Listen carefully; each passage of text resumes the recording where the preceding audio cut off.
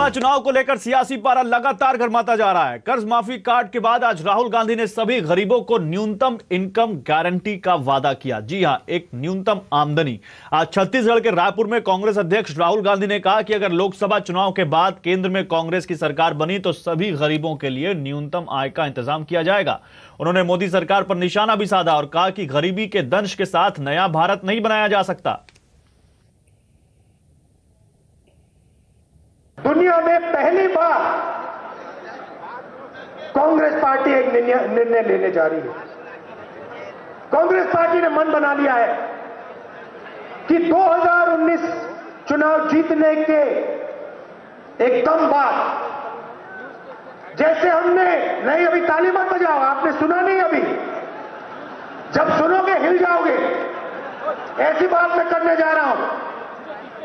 अब हम एक ऐसा कदम उठाने जा रहे हैं जो दुनिया की किसी भी सरकार ने नहीं उठाया हुआ, और यह काम सिर्फ कांग्रेस पार्टी कर सकती है। हमने निर्णय ले लिया है कि हिंदुस्तान के हर गरीब व्यक्ति को 2019 के बाद कांग्रेस पार्टी वाली सरकार गारंटी करके न्यूनतम आमदनी देने जा रही है। तो राहुल गांधी का बयान आपने सुना होगा। उन्होंने कहा जब सुनोगे तो हिल जाओगे। उनकी सरकार अगर आती है 2019 के बाद, 2019 के चुनावों के बाद, तो वो एक न्यूनतम आमदनी की गारंटी देंगे लोगों को। मेरे साथ इस मुद्दे पर बात करने के लिए दो खास मेहमान हैं। मेरे साथ हैं बीजेपी के प्रवक्ता सैयद जफर इस्लाम और कांग्रेस के प्रवक्ता सलमान सोज। आप दोनों का स्वागत है। सलमान सोज, पहले मैं आपके पास आऊंगा। सलमान सोज, राहुल गांधी ने गरीबों को न्यूनतम इनकम की गारंटी देने का वादा किया है रायपुर में। ये क्या है सर, कैसे देंगे आप लोग? क्या माने सिर्फ चुनावी वादा है चुनाव जीतने के लिए? नहीं, देखिए, चुनाव जीतने के लिए जुमलेबाजी तो बीजेपी वाले करते हैं। मोदी जी ने खूब की और अमित शाह जी ने तो हमको सबको बता दिया कि जुमला उनकी तो जुमलेबाजी थी। लेकिन जो मिनिमम बेसिक इनकम की राहुल जी ने आज बात की है रायपुर में, वो गरीबों के लिए, वो यूनिवर्सल बेसिक इनकम नहीं है, वो गरीबों के लिए। तो उसका जो आपको, आप तो सीएनबीसी में है, अगर आपको लगता है फिस्कल इम्पैक्ट की कैलकुलेशंस भी हैं कि मैं फिस्कल इम्पैक्ट पे गया ही नहीं। मैं तो आपसे पूछ रहा हूं क्या रोड मैप है, क्योंकि अभी 10% जो आरक्षण लागू हुआ उसमें 8 लाख तक के लोगों को इकोनॉमिकली बैकवर्ड माना गया। तो क्या आप उस लिमिट को मानने जा रहे हैं? क्या रोड मैप होगा? आप लोगों ने एक बहुत बड़ा वादा कर दिया है गरीबों के लिए। गरीबों के लिए वादा जो किया है वो निभाएंगे भी, क्योंकि हम जो कहते हैं वो निभाते हैं। हमने यही पंजाब में जब फार्म लोन वेवर की बात आई, हमने जो कर्नाटका में था, जो छत्तीसगढ़ में, राजस्थान में, मध्य प्रदेश में जो हम कहते हैं वो करते हैं। हम बीजेपी वालों की तरह नहीं है। और जो मिनिमम बेसिक इनकम जो गरीबों के लिए है, ये भी हम कर सकते हैं, क्योंकि आपको ये बात याद रखनी चाहिए। और आप कह रहे हैं कि यूनिवर्सल बेसिक इनकम की कॉपी नहीं है, क्योंकि यूनिवर्सल बेसिक इनकम की बात लगातार सामने आ रही थी कि बीजेपी कुछ ऐसा ऐलान कर सकती है, और ये भी खबर थी शायद इस बजट में भी कुछ ऐसा आ सकता है। मेरे साथ सैयद जफर इस्लाम है। सैयद जफर इस्लाम, छूटते ही कह दिया यहां पर सलमान सोज ने कि हम जुमलेबाजी नहीं करते, हम चुनावी वादे जो करते हैं वो पूरे करते हैं और गरीबों के लिए ला रहे हैं। यूनिवर्सल बेसिक इनकम नहीं, जो सबके लिए होगी, और हम करके दिखाएंगे। तो क्या ये माने कि बीजेपी को अब इस ऐलान के बाद थोड़ा और सतर्क हो जाना चाहिए, क्योंकि किसानों की कर्ज माफी का ऐलान आप लोगों को काफी हिट कर चुका है पिछले 5 राज्यों के चुनावों में? गौरव जी, मैं सलमान सोज को याद दिलाना चाहता हूँ कि वही कांग्रेस पार्टी है जिसने गरीबी हटाओ का नारा दिया था 1970 से। क्या गरीबी हटाया उन्होंने? ये गरीब के कभी चिंता करते ही नहीं है। इन्होंने बहुत वायदे किए, गरीबी नहीं हटाए। बिजली, पानी, सड़क देने का वादा किया, कभी दिया? ये सारे काम हम कर रहे हैं। गरीबों का एक उत्थान के लिए काम हमने किया, और हमने जितनी भी स्कीम चलाई वो टारगेटेड रहे गरीबों के उत्थान के लिए।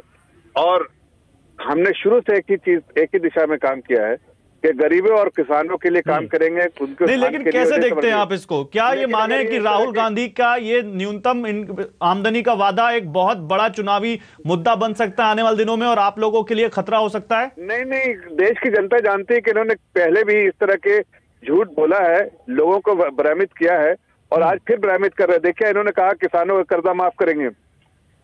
क्या 13 रुपए का किसान का कर्जा माफ कर रहे हैं? आप देखिए, मध्य प्रदेश में 13 रुपए का चेक दे रहे हैं। आप देखिए, कर्नाटक में इन्होंने अभी तक 800 लोगों को सिर्फ कर्जा माफी किया। 9 महीने से ज्यादा सरकार इनकी हो गई। तो उससे समझ में आता है कि ये सारी बातें उनकी झूठ है। सिर्फ चुनावी वादे हैं जीतने के लिए, लेकिन देश की जनता जानती है कि ये सिर्फ गलत वायदे अच्छा, क्या आप भी ऐसा कुछ कर सकते हैं क्या? चलिए, ये तो इनका वादा है, क्या बीजेपी भी ऐसी कोई स्कीम ला सकती है क्या? कोई यूनिवर्सल बेसिक इनकम स्कीम, कुछ ऐसा ऐलान क्या बजट में भी देख सकते हैं क्या हम? देखिए, बीजेपी ने कभी भी ऐसा कोई भी काम नहीं किया जो कि देशवासियों के हित में ना हो। हम जो भी काम करेंगे देशवासियों के हित में होगा, देश के हित में होगा। हम झूठे वायदे न कर रहे हैं, न किया है और न करेंगे। लेकिन इतना जरूर बताता हूं कि भारत के प्रधानमंत्री ने शुरू में कहा, जब वो प्रधानमंत्री बने, कि हमारा एक ही लक्ष्य है कि यहाँ देश के गरीब जिसके पास न घर है न खाने के लिए पैसा है, उन सब के लिए हम काम करेंगे और हम उसी दिशा में काम करें। आप देखिए, आज हमने कितने घर लोगों को छत पहुंचाया, घर तक बिजली पहुंचाई। मतलब आपके हिसाब से ये चुनावी जुमला है, ये चुनावी वादा है और ये पूरा नहीं होने जा रहा है, जबकि कांग्रेस कह रही है कि हम बीजेपी की तरह चुनावी जुमले नहीं फेंकते, हम जो कहते हैं वो करते हैं। शुक्रिया सर आप दोनों का, और उम्मीद करते हैं जब चुनाव हो उसके बाद जो नतीजे हो तो आप दोनों जो बातें कह रहे हैं आप अपनी अपनी बातों पे खरा उतरें। फिलहाल आगे बढ़ते हैं। पटना, लखनऊ, अहमदाबाद और हैदराबाद जैसे शहरों में टैक्स नहीं भरने वालों पर इस बार खास नजर है। सीएनबीसी आवाज को मिली एक्सक्लूसिव जानकारी के मुताबिक इन शहरों में टैक्स वसूली में सबसे ज्यादा गिरावट देखने को मिली है। और ज्यादा डिटेल्स के साथ जुड़ चुके हैं हमारे economic policy editor Lakshman Roy. तो लक्ष्मण, बड़ी खबर, कई शहरों में छापेमारी इनकम टैक्स विभाग की। टैक्स कलेक्शन बढ़ाने के लिए किन किन शहरों पर खास फोकस किया जा रहा है और क्या रणनीति रहने वाली है? दरअसल पिछले दिनों इनकम टैक्स डिपार्टमेंट की तरफ से जो समीक्षा की गई, जिसमें यह पाया गया कि इनकम टैक्स की वसूली में कमी आ रही है, तो ये खास बात सामने आई। खास तौर से मझौले शहरों में, जहां पिछले साल इनकम टैक्स की वसूली अच्छी खासी हुई थी, वहां पे बड़ी गिरावट देखने को मिल रही है, जिसमें पटना, लखनऊ, चंडीगढ़, हैदराबाद, अहमदाबाद जैसे शहर शामिल हैं। इन शहरों में ये देखने को मिला कि पिछले साल के मुकाबले करीब 75% तक गिरावट देखने को मिली। मिसाल के तौर पर पटना में 75%, लखनऊ में 63%, जयपुर में 44%, तो हैदराबाद में करीब 33% इनकम टैक्स की वसूली कम हुई है। इनकम टैक्स विभाग को शक है कि यहाँ पे कई ऐसे लोग हैं जिनके ऊपर टैक्स की देनदारी बनती है लेकिन उन्होंने टैक्स नहीं चुकाया है, तो ऐसे लोगों के खिलाफ सख्त से सख्त कार्रवाई की जाए। इसके लिए 8 सूत्री खास रणनीति तैयार की गई है इनकम टैक्स डिपार्टमेंट की तरफ से। मिसाल के तौर पर जहाँ टैक्स की देनदारी बनने का शक है या फिर टैक्स की देनदारी है, उनके ऑफिस या उनके घर पर इनकम टैक्स के अधिकारी पहुंचे, या फिर जिनकी संपत्ति जब्त कर ली गई है उन संपत्ति को बेचने की कोशिश की जाए। इतना ही नहीं, जो लोग जानबूझकर इनकम टैक्स नहीं चुका रहे हैं उनके खिलाफ आपराधिक मुकदमा दर्ज किया जाए। तो अब जाकर के इस रणनीति के तहत इन शहरों में खासतौर से जो बड़े बड़े लोग हैं जिन्होंने इनकम टैक्स नहीं चुकाया है, उनके खिलाफ इनकम टैक्स विभाग के अधिकारियों की कार्रवाई आपको देखने को मिल सकती है। ठीक है, शुक्रिया लक्ष्मण आपका इन तमाम जानकारियों के लिए। उधर फ्लाइट में मोबाइल पर बात और इंटरनेट सर्फिंग शुरू होने में अब ज्यादा दिन नहीं है। 4 टेलीकॉम कंपनियों ने लाइसेंस के लिए आवेदन भी कर दिया है। दूरसंचार विभाग फरवरी के दूसरे हफ्ते तक लाइसेंस जारी कर सकता है। ज्यादा जानकारी के लिए चलते हैं हमारे संवाददाता असीम मनचंदा के पास। असीम, फ्लाइट्स में डेटा और कॉल्स को इस्तेमाल करने के लिए एयरलाइंस कितनी तैयार हैं और ये काम कैसे करेगा, ये भी बताइए। देखिए, दूरसंचार विभाग ने दिसंबर में इन फ्लाइट कनेक्टिविटी की गाइडलाइन जो है वो जारी की थी। अब तक 4 कंपनियों ने इसमें लाइसेंस के लिए आवेदन जो है वो किया है। इसमें टाटा टेलीनेट, ह्यूज कम्युनिकेशन, BSNL और ओमनी कनेक्ट कंपनी जो है वो शामिल है। दूरसंचार विभाग इन्हें 10 फरवरी तक लाइसेंस जो है वो दे सकता है। खासतौर पर कि उसके बाद जो इन फ्लाइट लाइसेंस लेने वाली कंपनी है उनको टेलीकॉम कंपनियों के साथ और एयरलाइंस के साथ जो है टाई अप करना पड़ेगा, करार करना पड़ेगा, और उसके बाद ये सर्विसेज जो है वो दे सकती हैं। खासतौर पर कि जो हवाई जहाज है नए तरीके के आ रहे हैं, उसमें पहले से उपकरण जो है वो लगे हुए हैं जिससे कि ये फ्लाइट कनेक्टिविटी सर्विसेज जो है वो दी जा सकती है। जो पुराने एयरक्राफ्ट है उनको थोड़ा सा मॉडिफाइड जो है वो करना पड़ेगा, लेकिन कहीं ना कहीं जो एयरलाइंस हैं वो इसके लिए पूरी तरह से तैयार है। लेकिन एक बड़ी बात जो आ रही है वो खासतौर पे कि जो है कि जो इन कंपनियों को सिर्फ इसरो से बैंडविड्थ जो है वो लेनी होगी। वो बैंडविड्थ जो है इंटरनेशनल रेट्स के मुकाबले काफ़ी महंगी है। अगर वही बैंडविड्थ के वही रेट रहते तो करीबन 700 से 1000 रुपये का खर्चा जो है वो कनेक्टिविटी देने के लिए आएगा 2 घंटे की फ्लाइट के ऊपर। लेकिन सरकार चाहती है कि इसके ऊपर कोई हल जो है निकले। इसके लिए उसने कमेटी का गठन जो है वो किया है। कमेटी सभी पक्षों से बात जो है कर रही है और हल निकालने की कोशिश करी है ताकि रेट्स जो है वो कम हो जाए और ग्राहक जो है इसका पूरा इन फ्लाइट कनेक्टिविटी का फायदा जो है उठा सकें। तो आने वाले 1 से 2 महीने के अंदर ये सर्विसेज जो है हर एक आपको प्लेन्स में जो है मिल सकती हैं।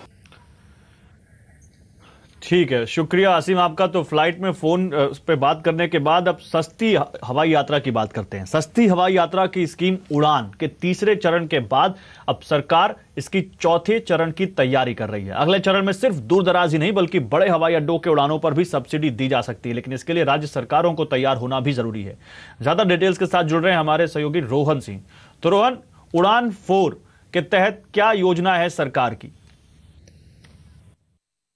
जी, दूर दराज के इलाकों में सस्ती हवाई यात्रा की स्कीम है उड़ान। सरकार अब तक इसके 3 राउंड्स की घोषणा कर चुकी है और अब तैयारी चल रही है इसके अगले राउंड की। लेकिन जो उड़ान का जो अगला राउंड होने वाला है वो पहले के 3 राउंड से काफ़ी ज़्यादा अलग होगा, इस मायने में कि अब तक एयरलाइंस सरकार को ये बताते थे कि उन्हें किन 2 एयरपोर्ट्स के बीच अपनी उड़ान शुरू करनी है, लेकिन इस राउंड में सरकार एयरलाइंस को ये बताएंगी, स्पेसिफिक रूट देगी और कहेगी कि अगर आपको सब्सिडी चाहिए तो इस रूट पर आप अपनी उड़ान शुरू कीजिए। फंडिंग के मामले में काफ़ी कुछ अलग होने वाला है। फंडिंग में इस पर राज्य सरकारों की काफ़ी ज़्यादा भूमिका होने वाली है। अब तक लेवी के आधार पर फंडिंग की जाती थी, इसमें जो अनसर्व्ड या अंडरसर्व्ड एयरपोर्ट्स हैं उनको कनेक्ट करने पर जो है सब्सिडी दी जाती थी। लेकिन अब ऐसे एयरपोर्ट्स जो भले ही अनसर्व्ड या अंडरसर्व्ड ना हो, लेकिन अगर 2 एयरपोर्ट्स के बीच अब तक उड़ान नहीं है और राज्य सरकार चाहती है कि इस पर उड़ान शुरू की जाए, तो राज्य सरकार को थोड़ी सी सब्सिडी का खर्च उठाना पड़ेगा। इसकी तैयारी की जा रही है और अगले 3-4 महीनों में इसका खाका तैयार कर लिया जाएगा और उड़ान के चौथे राउंड की घोषणा जो है वो इलेक्शन के बाद की जा सकती है।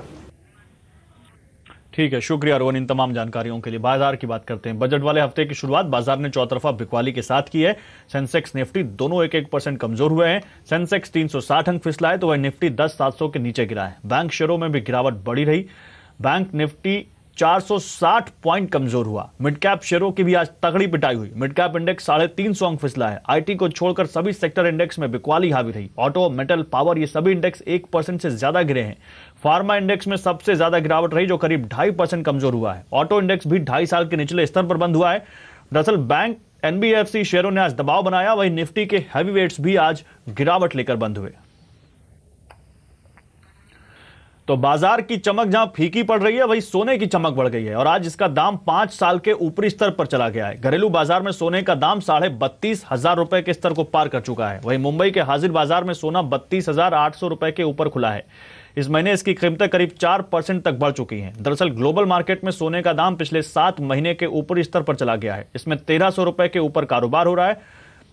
अमेरिका फेडरल रिजर्व की बैठक से पहले डॉलर में आई गिरावट से ग्लोबल मार्केट में सोने की कीमतों को सपोर्ट मिला है। सोने के साथ चांदी का भी दाम पिछले 6 महीने के ऊपरी स्तर पर चला गया और यह 40,000 रुपए पर कारोबार कर रही है।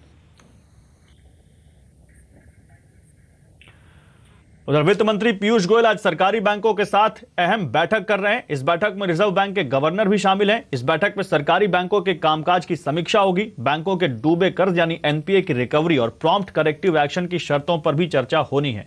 इसके अलावा बैठक में रिटेल और एमएसएमई को कर्ज देने की रफ्तार की भी समीक्षा होगी। और अब बात बजट की।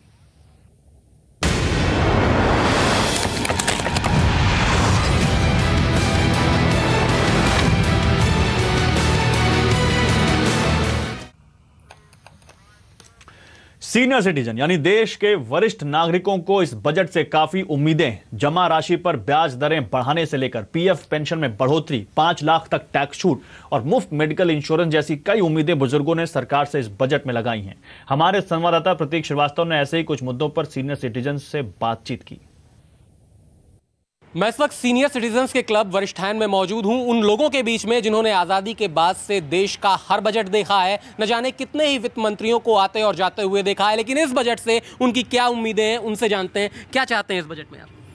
इस बजट में हम ये चाहते हैं कि इस वृद्धावस्था में आकर के हमारी सारी इंद्रियां शिथिल हो जाती हैं, आदमी किसी काम के करने के लायक नहीं रहता। सबसे पहली तो हमारी ये मांग है कि जिन लोगों को मेडिकल एड नहीं मिल रही है उनको एक तो मेडिकल एड मिलनी चाहिए।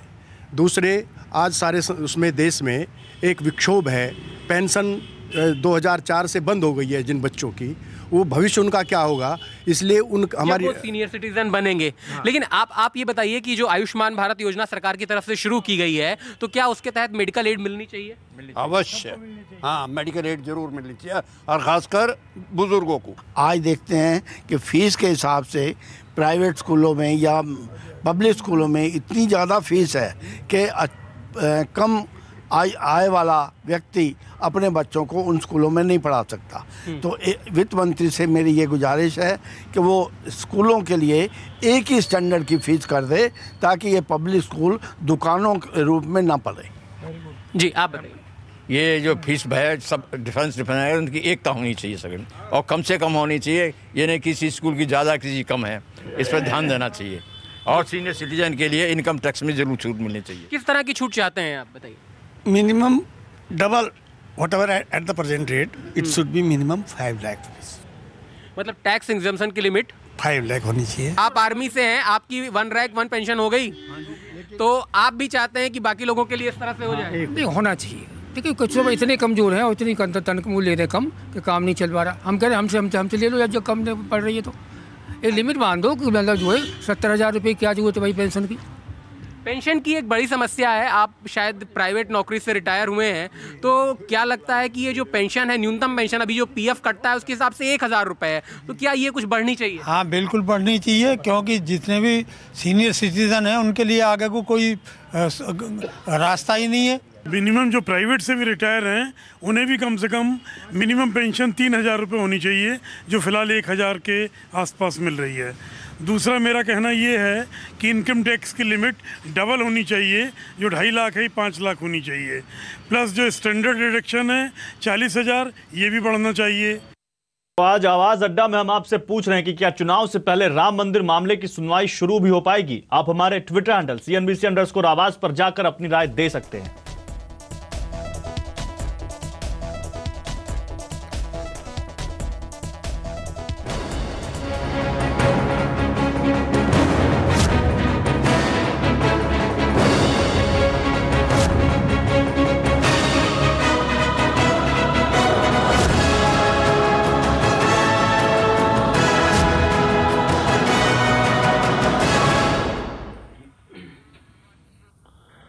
उधर रिलायंस जियो अपने ग्राहकों के लिए नया तोहफा लेकर आया है। कंपनी ने रेल सुविधाओं की पूरी जानकारी के साथ जियो रेल ऐप लॉन्च किया है। इसके जरिए अब जियो फोन और जियो फोन 2 यूजर्स IRCTC की सर्विस का फायदा उठा सकते हैं। यानी कि अब आप जियो रेल ऐप के जरिए ट्रेन की टिकट तो कटवा सकेंगे, साथ ही ट्रेन के PNR स्टेटस की जानकारी भी ले सकेंगे। आप डेबिट कार्ड, क्रेडिट कार्ड या ई-वॉलेट की मदद से टिकट बुक कर सकेंगे। इसके अलावा ऐप के जरिए आप टिकट कैंसिलेशन, सीट की उपलब्धता और कई सुविधाओं का फायदा उठा सकते हैं। उधर हाई ग्रेड ग्लास बनाने वाली कंपनी सेंट गोबेन ने आज अपनी 3 नई यूनिट की शुरुआत की। तमिलनाडु के श्री पेरम्बदूर में इन नई यूनिट्स का उद्घाटन किया। तमिलनाडु के मुख्यमंत्री के पलनीस्वामी ने सेंट गोबेन ने इसके लिए वर्ल्ड ग्लास कॉम्प्लेक्स में 1200 करोड़ रुपए से ज्यादा का निवेश किया है। सेंट गोबेन के मुताबिक उनका नया प्लांट देश का सबसे एडवांस ग्लास मैन्युफैक्चरिंग प्लांट है। The new float line can produce extremely dark tinted glasses which are used for the sunroof. Okay, now today we supply to Tesla Model 3 globally. That kind of products will be able to make it here because that's really the capability of the new float line. So we see not just capacity expansion but capability expansion with the addition of this new float line. उधर budget segment में Xiaomi जैसे brands को टक्कर देने के लिए Samsung ने नई M सीरीज लॉन्च कर दी है। सैमसंग ने M10, M20 दो स्मार्टफोन लॉन्च किए हैं। दोनों फोन की खासियत है कि ये पहले नॉच डिस्प्ले वाले स्मार्टफोन है। जहां M20 में 6.3 इंच डिस्प्ले के साथ 8 मेगापिक्सल का सेल्फी कैमरा है, वही M10 6.2 इंच के HD प्लस डिस्प्ले और 5 मेगापिक्सल के फ्रंट कैमरा से लैस है। M10 की कीमत 7,990 रुपए से शुरू होती है, वही M20 के बेस वेरिएंट को 10,990 रुपए में खरीदा जा सकता है। ये दोनों फोन ऑनलाइन एक्सक्लूसिव हैं और इन्हें आप Amazon और Samsung वेब स्टोर से 5 फरवरी से खरीद सकते हैं। उधर न्यूजीलैंड वनडे सीरीज आज भारत ने अपने नाम कर ली। 5 मैचों की सीरीज में आज लगातार तीसरा मैच जीतकर भारत ने सीरीज पर कब्जा किया। भारत ने न्यूजीलैंड को 7 विकेट से हराया। न्यूजीलैंड ने टॉस जीतकर पहले बल्लेबाजी करने का फैसला किया, लेकिन भारतीय गेंदबाजों के सामने न्यूजीलैंड की टीम ताश के पत्तों की तरह ढह गई।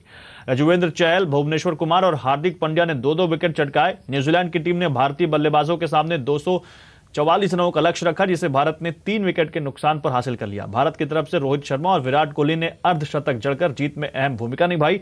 वहीं अंबाती रायडू ने भी नाबाद 40 रन जोड़कर जीत में अपना अहम योगदान दिया। कल बीटिंग द रिट्रीट सेरेमनी के साथ गणतंत्र दिवस समारोह की समाप्ति होगी। इसकी पूर्व संध्या पर आज राष्ट्रपति भवन, रायसीना हिल्स, विजय चौक और आसपास के इलाके में शानदार रोशनी की गई है। आपको बता दें कि हर साल 29 जनवरी को बीटिंग द रिट्रीट सेरेमनी होती है, जिसमें सेना के 3 अंगों आर्मी, नेवी और एयरफोर्स के बैंड परफॉर्म करते हैं। साथ ही सेंट्रल पैरामिलिट्री फोर्स और दिल्ली पुलिस भी परंपरागत तौर पर हिस्सा लेती है। राष्ट्रपति समारोह के मुख्य अतिथि होते हैं। और आपका पसंदीदा चैनल अब और किफायती दाम पर। CNBC आवाज देखने के लिए चुनिए कलर्स वाला पैक, सिर्फ ₹1 दिन में आपको मिलेंगे 25 चैनल। सब्सक्राइब करने के लिए आज ही अपने केबल या DTH ऑपरेटर से संपर्क कीजिए।